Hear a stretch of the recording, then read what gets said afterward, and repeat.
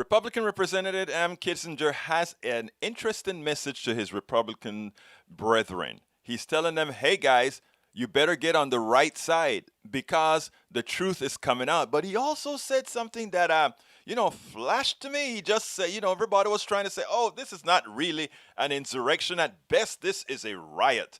And he came out and said, for those who are passing the myth about this not being an insurrection, an armed insurrection at least, this was a damned armed insurrection. Check out these snippets from his interview with Chuck Todd, because I think it's prescient. I think it shows that just maybe some of this may get through, because I think he has changed his narrative a bit. Check this out, and then we'll take it on the other side.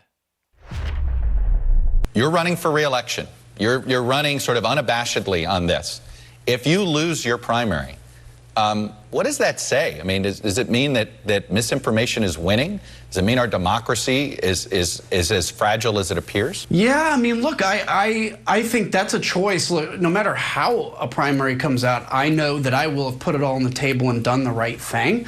And that's a choice for the Republican Party to make, because it's not going to be people like me or some, Oklahoma State committeemen. It's going to be the people that go and vote in these primaries. And if our party decides that, COVID vaccine hesitancy or COVID denialism or January 6th was BLM and Antifa, but yet we don't want to investigate it because none of that makes sense. If we want to be that as a party, that's the choice the party can make. You will never be a national party again, and the American people will find something different to replace you, because this is unsustainable. The House Republican leader, Kevin McCarthy, has a decision to make on the members, what Republicans to appoint. Do you think he's going to appoint folks whose job is to hijack this committee, or at least not be unhelpful to this committee? Where is he going to fall on this? I think he's going to find people not controversial, besides like maybe Jim Jordan, and that they're going to act to be like really smart kind of scholars and all this, but their job is going to be to scuttle this.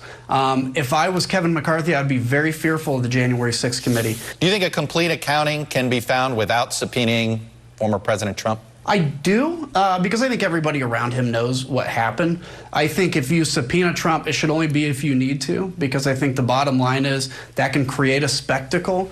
But I also think, look, in the future, whether it's a year or two, even through these FBI cases against these insurrectionists, all the information will come out. There's this narrative that it wasn't an armed insurrection. Well, it was. There's guns. There was arms. There's this narrative that it wasn't an armed insurrection. Well, it was. There's guns. There was arms, and all that stuff will come out and be taken. So if I'm a Republican member of Congress or any leader right now, I'd be very careful at the sides I'm taking, because in the very near future, people are going to know the truth, and I want to be on the side of truth.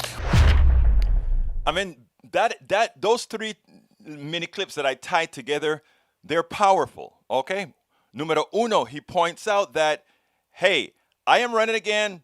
I am going to be telling the truth, and if it doesn't work out, remember, it starts to mean that the Republican Party can be replaced, and likely will be replaced. Second item, he's talked about this fallacy about it not really being an insurrection, and he comes out and it says not only was an insurrection, it was an armed insurrection. There were guns and there were arms. And lastly, he said, be on the right side, because the truth is going to come out.